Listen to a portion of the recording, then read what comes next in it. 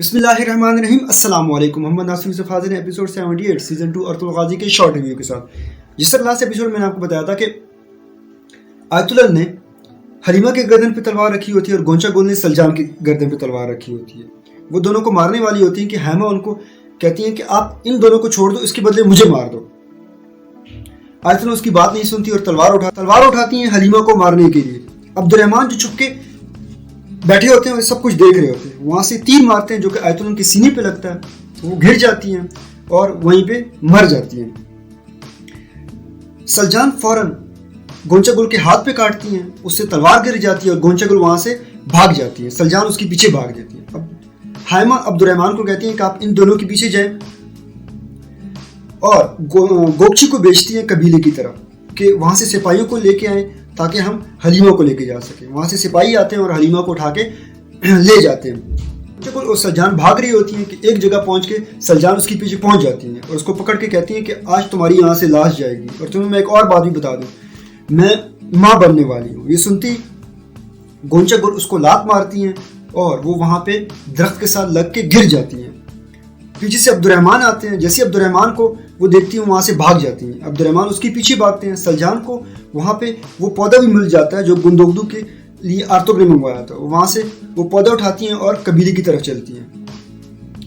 Abdurrahman थोड़ी देर भागते हैं उसके पीछे, लेकिन वो उससे कहीं गुम हो जाती हैं और उसी तरह कबीले वापस आते हैं। सलजान वो पौधा आर्तुग को देती हैं, वो दवा बनाते हैं। उसके बाद गुंदोगदू को पिलाते हैं और गुंदोगदू की तबीयत थोड़ी बहुत पहले से बेहतर हो जाती है। उसके बाद वो हलीमा के पास जाते हैं और उसका इलाज करने के लिए। गुमुश्तकिन को तूतकी ने पकड़ा होता है और उसको मार रहे होते हैं। इतने अर्तुल दरमियान में आते हैं। अर्तुल कहते हैं कि भाई इसका खून आप पे हलाल है, लेकिन आपने तुर्क कबीलों को अपना इंसाफ दिखाना है और सादतुद्दीन कोपिक को उस शर्मिंदा करना है और सब कबीलों को दिखाना है कि तुम इंसाफ कर रहे हो। वो बेहोश हो जाते हैं वहां पे। थोड़ी देर बाद उसको जब दोबारा जगाते हैं तो तूतकी उसको दोबारा मारना शुरू कर देते हैं। अर्तुल दोबारा उसको बचाते हैं। उसके बाद उसको घोड़े के साथ बांध के कबीले की तरफ लेके आते हैं। जब कबीले के नजदीक पहुंचते हैं तो कबीले का डोर बजना शुरू हो जाता है। सब कबीले वाले बाहर आ जाते हैं। हैमा भी बाहर आती है। गुमुश्तकिन को देख के सब कातिल कातिल के नारे लगाते हैं और कुछ लोग तो उसको पत्थर भी मारते हैं। जैसे ही हैमा के पास वो पहुंचते हैं तो गुमुश्तकिन उसको कहते हैं कि मैं मारग्रेव हूँ और सादुद्दीन कोपिक के गुस्से से आप बच के रहें, वो आप लोगों को छोड़ेगी नहीं। अर्तुल कहते हैं कि तुम मारग्रेव थे, अब तुम एक मुजरिम हो। खैर हैमा उनको बताती हैं कि आयतुल्लाह मर चुकी है और गोंचा गुल यहाँ से भाग गई है, जिसको सुनती वहां पे रोना शुरू कर देते हैं। हैमा सिपाहियों से कहती हैं कि इसको पिंजरे वाले खाने में बंद कर दें। उसको लेके जाते हैं और वहां पे जंजीरों के साथ बंद कर देते हैं। तूतकिन वहां पे ऐलान करते हैं कि इसका फैसला हम आज ही करेंगे। इसके लिए वो जरगा बुलाते हैं।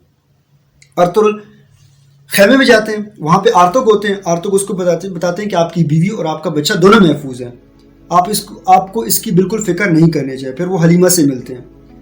तूतकिन अपनी माँ की कब्र पे जाते हैं। वहां उसको कहते हैं कि मैं आपके कातलों से बदला ले चुका हूँ। वहां पे गोपची भी आती हैं। गोपची उससे माफी मांगती हैं, लेकिन वो उसकी बात नहीं सुनते और वहां से चले जाते हैं। और इसी पर किसका इख्तिताम होता है। वस्सलाम।